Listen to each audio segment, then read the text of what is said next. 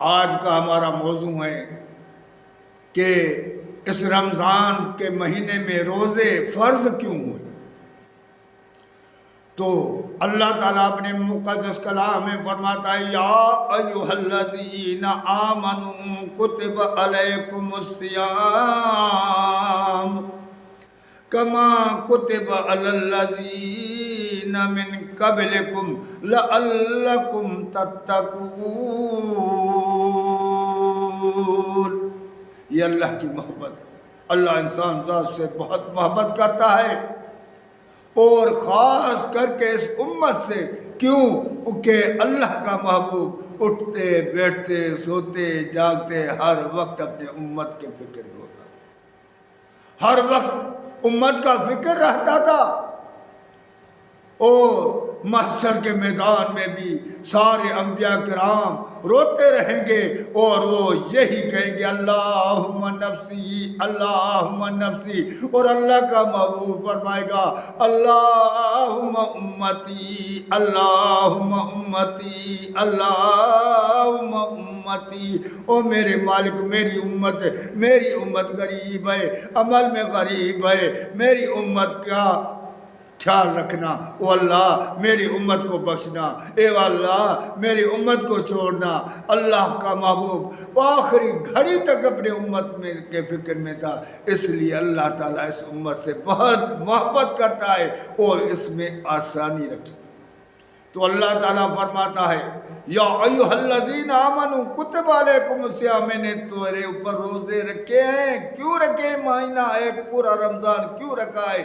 اللہ کا محبوب صلی اللہ علیہ وسلم فرماتا ہے، صحیح بخاری کی حدیث ہے 1894، اللہ کا رسول صلی اللہ علیہ وسلم فرمایا ہے جو روزہ جو ہے وہ جہنم کے بچنے کے لیے ایک ڈھال ہے کہ تم جہنم سے بچ جاؤ۔ کیوں؟ کہ اس مہینے میں تم فحش بات نہیں کرو گے، جھوٹ نہیں بولو گے، بے حیائی نہیں کرو گے، ملاوٹ نہیں کرو گے۔ تو اللہ تعالیٰ اگر تم نے جھوٹ بھی بولا تو اللہ کو تیرے روزے کی کوئی ضرورت نہیں۔ اور مجھے قسم ہے اس ذات کی جس کے ہاتھ میں محمد صلی اللہ علیہ وسلم کی جان ہے کہ روزے دار کے منہ سے جو بو نکلتی ہے اللہ کو کستوری سے بھی زیادہ خوشبو محبوب ہے۔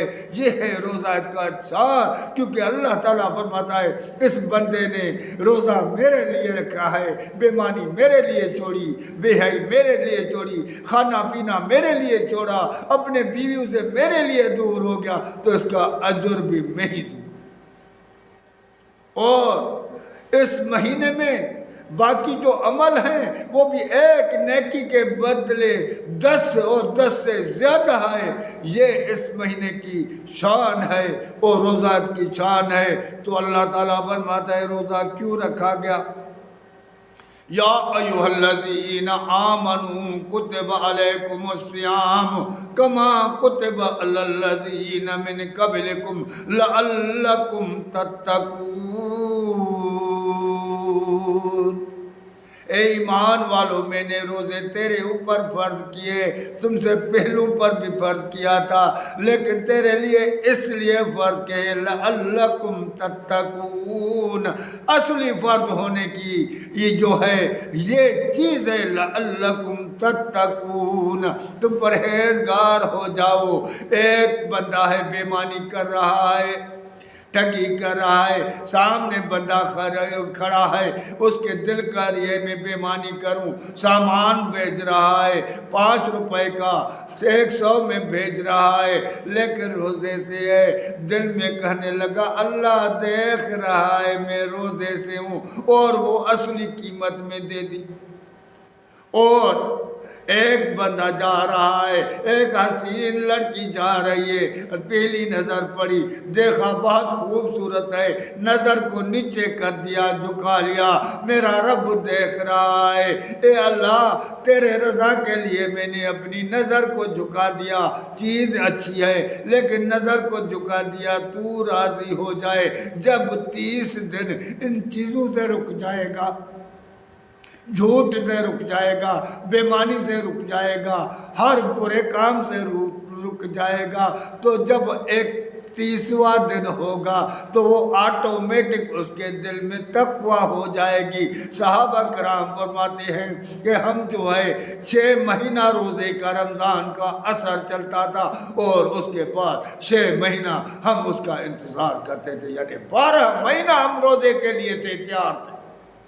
تو اس لیے یہ جہنم کی ڈال ہے کہ 30 دن ہم بے حیائی سے بچ جائیں گے تو ہمارے اندر کی غیرت جاگے گی، شیطان کی فرما برداری کرنے کے بجائے ہم اپنے رحمان کی فرما برداری میں لگ جائیں گے، کیونکہ اللہ کے رسول نے فرمایا اس دن شیطان سارے زنجیروں میں بند ہو گئے اور سرکش دن وہ بھی زنجیروں میں بند ہو گئے، اور جب شیطان بند ہو گئے اور جنت کے دروازے کھول دیے گئے، کوئی بھی دروازہ بند نہیں کیا گیا، اور جہنم کے دروازے بند کر دیے گئے، کوئی بھی کھلا ہوا نہیں ہے۔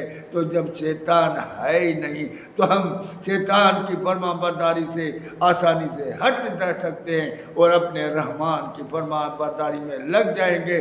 تو اصل روزے کا مقصد یہ ہے کہ انسان میں تقوی ہو جائے، بے حیائی بچڑائیاں ساری چیز سے ہٹ کر اللہ کے فرما برداری میں آ جائے۔